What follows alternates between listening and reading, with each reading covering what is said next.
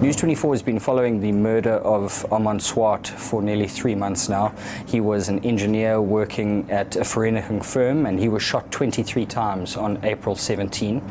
A car had pulled alongside his while he was waiting for a gate to open at his company, and they peppered the side of his car with bullets, and he died in his seat.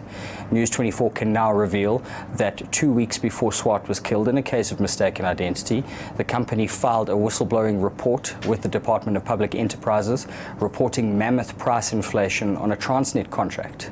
It turns out that this company is an original manufacturer of locomotive parts, and they picked up price discrepancies in products that they'd sold onto a middleman who was contracted with Transnet for a nondescript spring, no bigger than the size of someone's finger, which they sell for R3.20. The same product was sold for 152 Rand each to Transnet.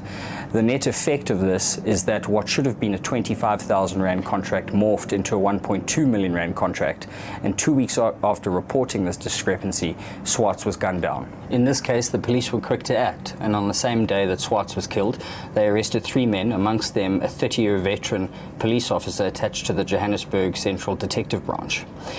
These men are now before court facing a raft of charges, including murder and conspiracy, and if the state's case against them proves true, they are in fact a prolific hit squad linked to a number of crimes.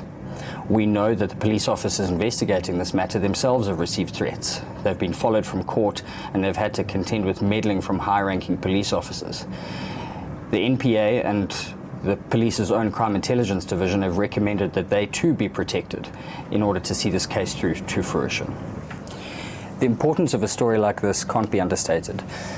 The death of Swart highlights the peril faced by whistleblowers on a daily basis.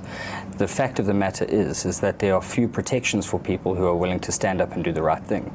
In this case, obviously Swart was gunned down in an attack meant for someone else, but the chilling effect will be felt because people will understand that should they choose to stand against corruption, or perceived corruption at the very least, they may pay the ultimate price.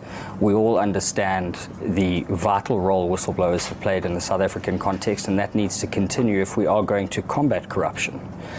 The reality of the attack on Swart is that it was obviously meant for someone else at the company, but now his wife will raise their 2 children alone.